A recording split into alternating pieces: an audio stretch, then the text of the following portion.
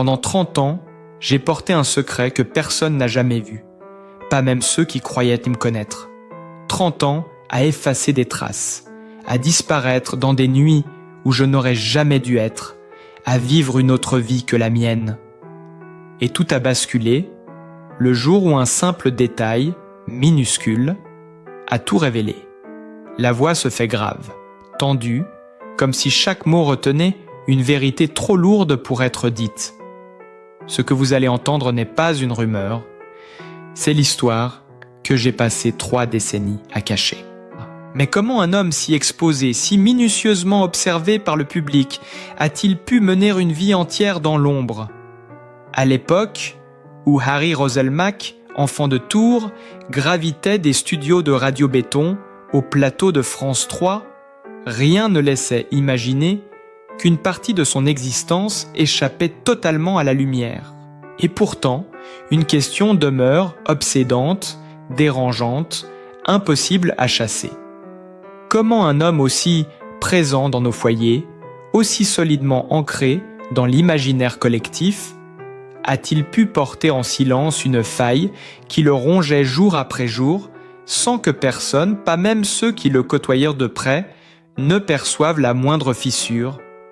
Car derrière les sourires maîtrisés, derrière la rigueur du journaliste exemplaire, derrière l'homme que la France voyait comme un repère stable et digne de confiance, se cachait une histoire que lui-même n'osait plus nommer. Une histoire trop lourde, trop profonde, trop ancienne. Une histoire qu'il avait enfouie pour continuer à avancer.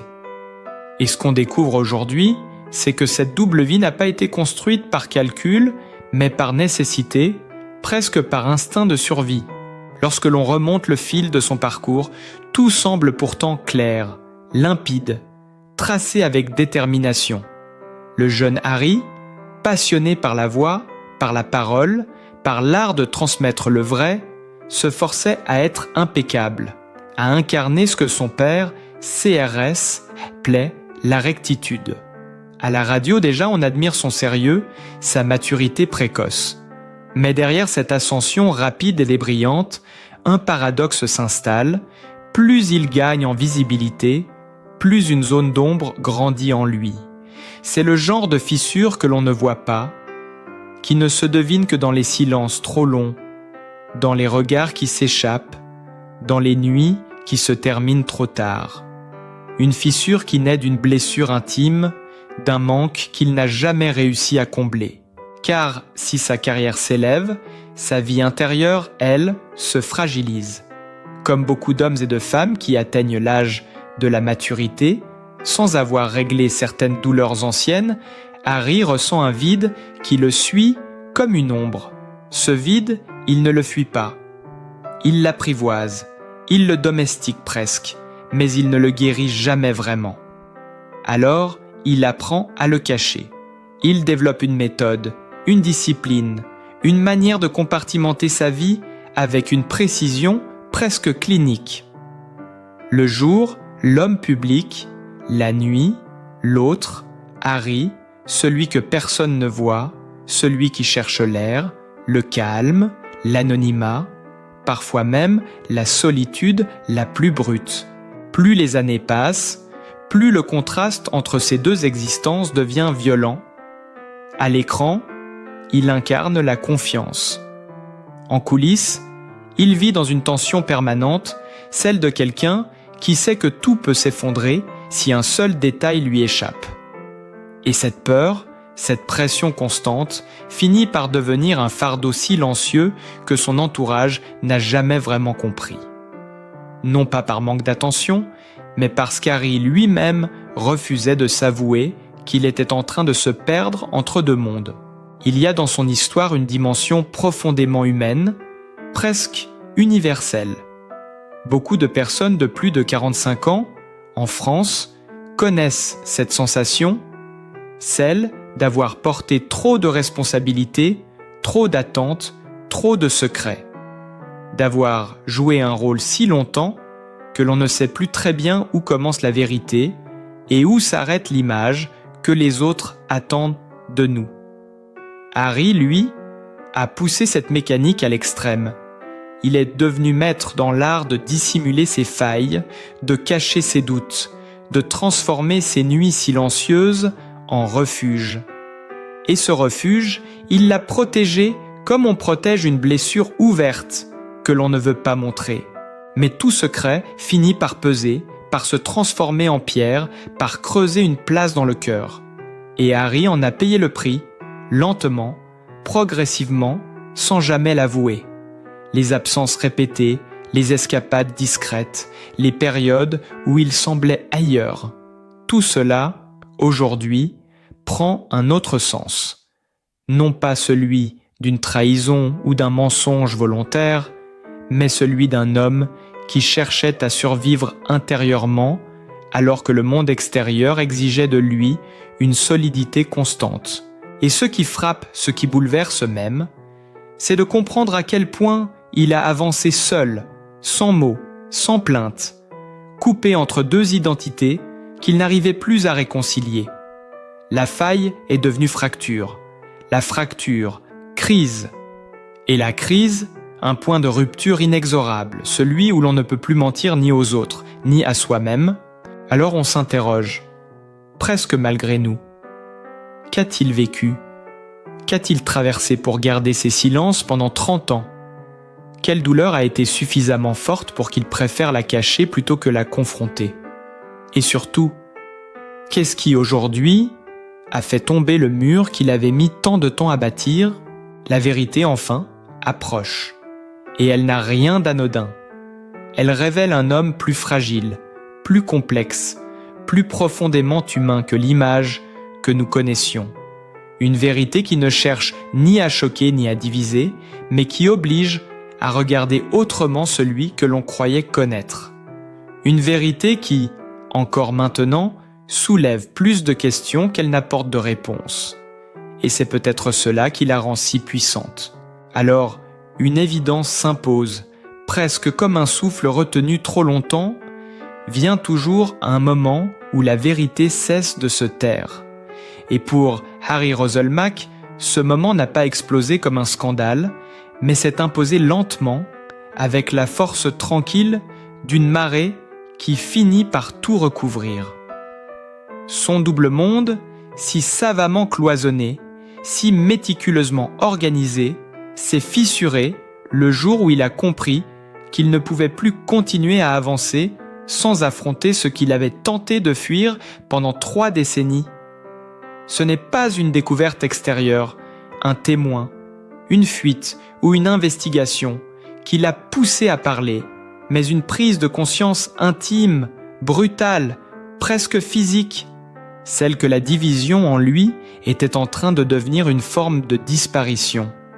Et disparaître, même doucement, même en silence, est quelque chose qu'il refusait. Il raconte qu'un soir, alors qu'il venait de terminer un tournage, il s'est retrouvé seul dans sa voiture, devant le bâtiment désert.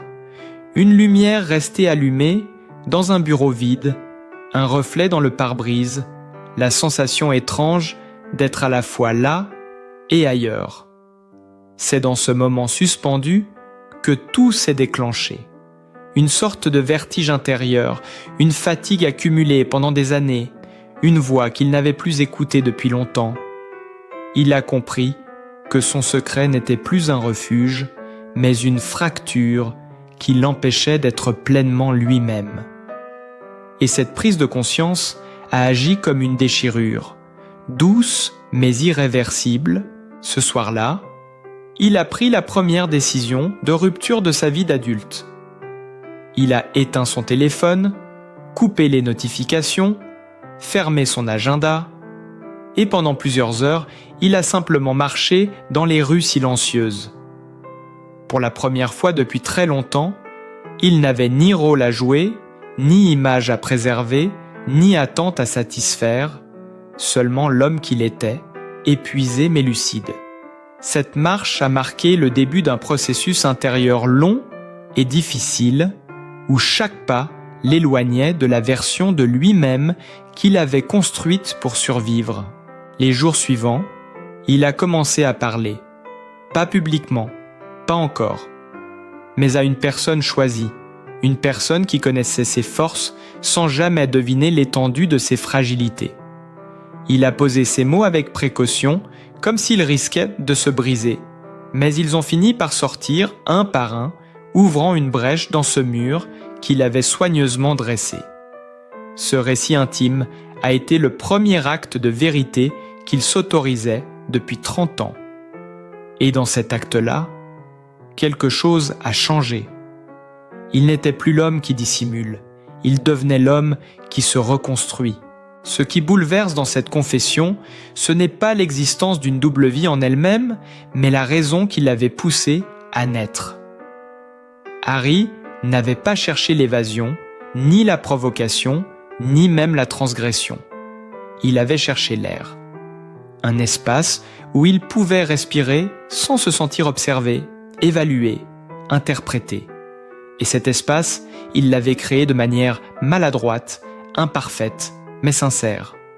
Une vie nocturne, faite de solitude choisie, de silences assumés, d'instants où il pouvait déposer ce poids que la lumière médiatique lui imposait. Il ne s'agissait pas d'un mensonge, mais d'un mécanisme fragile pour tenir debout. Au fil des semaines, à mesure qu'il s'efforçait de réunifier ces deux existences, il a dû faire face à des choix qui le dépassaient. Abandonner certaines habitudes, révéler à ses proches ce qu'il avait toujours caché, accepter que la confiance puisse être bouleversée, il a découvert que la vérité ne libère pas immédiatement. Elle commence par détruire. Elle bouscule, elle inquiète, elle remet en cause. Mais elle ouvre aussi la voie à quelque chose de plus solide, de plus vrai. En partageant peu à peu ce qu'il avait vécu, Harry a vu les réactions se mêler. L'incompréhension, la stupeur, la tristesse parfois, mais aussi la compassion, une forme de respect inattendu. Beaucoup de personnes ont vu en lui un miroir de leur propre silence, de ces fardeaux invisibles qu'on porte sans jamais les nommer. Et c'est peut-être cela, le tournant réel de son histoire. Comprendre que sa fracture n'était pas une anomalie, mais une expérience humaine profondément universelle. Cette révélation progressive l'a conduit à une décision majeure. Ne plus vivre en deux, ne plus compartimenter, ne plus séparer, ne plus masquer. S'assumer d'un seul bloc, avec ses forces et ses failles. Cette décision, qui semble simple lorsqu'on la prononce, a été pour lui un basculement total. Abandonner une double vie, ce n'est pas renoncer à des habitudes, c'est renoncer à une protection, c'est accepter d'être vu dans sa vulnérabilité. C'est prendre le risque de décevoir, mais aussi celui d'être enfin compris. Et dans cette transition, dans ce passage d'une existence divisée à une existence réunifiée, Harry a découvert quelque chose qu'il n'avait pas anticipé. Un apaisement qu'il pensait impossible. Non pas une certitude, car rien n'est certain lorsqu'on se reconstruit, mais une sérénité nouvelle, fragile, presque timide, qui se dépose comme une lumière douce dans les interstices de son quotidien. Pourtant, une question demeure, suspendue comme un fil. Qu'a-t-il réellement abandonné et qu'a-t-il choisi de sauver? Car toute rupture, même nécessaire, implique un prix. Et Harry le sait mieux que personne. Et c'est précisément à partir de ce point de bascule, à partir de cette fracture enfin assumée, qu'une forme de renaissance s'est dessinée pour Harry Rösselmack. Une renaissance lente, progressive, qui ne ressemble pas à un élan héroïque, mais à un retour vers soi, humble et presque fragile. Dans les semaines qui ont suivi sa révélation intime, il a commencé à percevoir ce que signifie réellement se retrouver. Non pas redevenir celui qu'il avait été autrefois, mais accepter celui qu'il était devenu, avec les traces, les hésitations et les cicatrices que 30 années de silence avaient laissées en lui. Cette renaissance n'a rien d'un triomphe, elle ressemble davantage à une terre longtemps aride qui recommence à respirer après la pluie.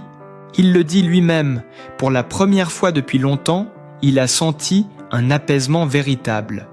Non pas un soulagement brusque, mais une douceur nouvelle, comme si une tension sourde, présente depuis toujours, se relâchait enfin. Il a compris que la vérité, même quand elle blesse, crée de l'espace. De l'espace pour respirer, pour penser, pour ressentir. De l'espace pour vivre, sans craindre qu'une partie de soi s'effondre à la moindre fissure. Et cet espace, il a appris à le cultiver, à reconnaître que l'on n'avance jamais vraiment tant qu'on refuse de voir ce qui nous habite. Cette période de reconstruction l'a aussi confronté à une évidence qu'il refusait jusque-là. Personne ne peut vivre durablement divisé. On peut tenir un temps, masquer, jongler, inventer des refuges pour survivre, mais tôt ou tard, le cœur réclame une cohérence.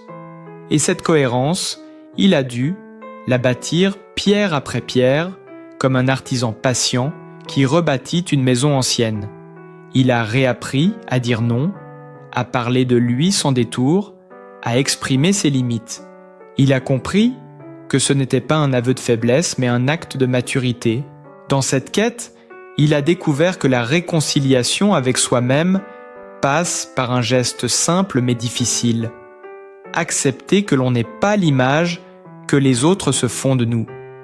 Longtemps, il avait porté une armure invisible, celle du journaliste irréprochable, du professionnel solide, du repère rassurant, une armure qu'il n'avait pas le droit de fissurer.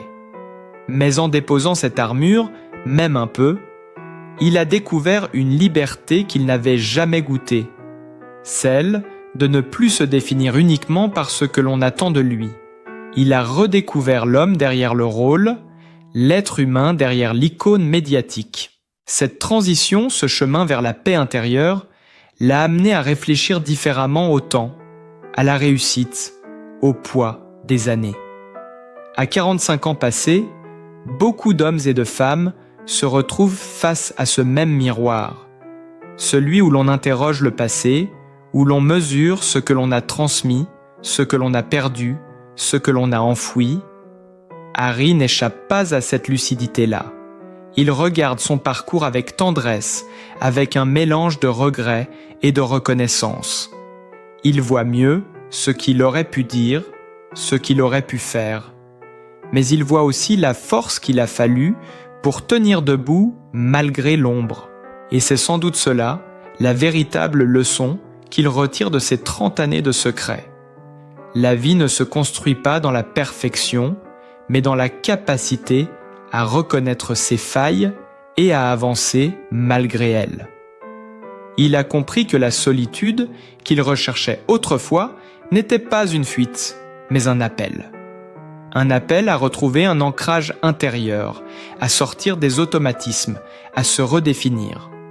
Cette solitude, aujourd'hui, n'est plus une cachette, mais un endroit où il se retrouve, où il respire, où il se reconstruit.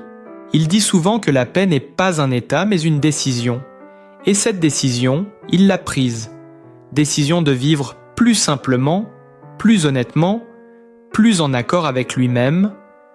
Décision de ne plus laisser son passé dicter sa façon d'exister.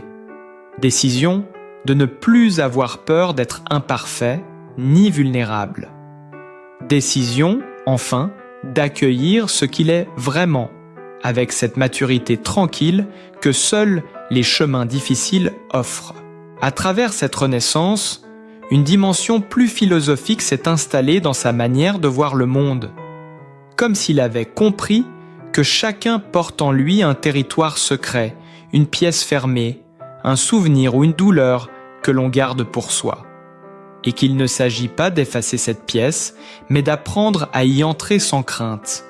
Pour lui, la réconciliation n'est pas un retour au passé, mais une manière d'habiter pleinement le présent, avec lucidité et bienveillance.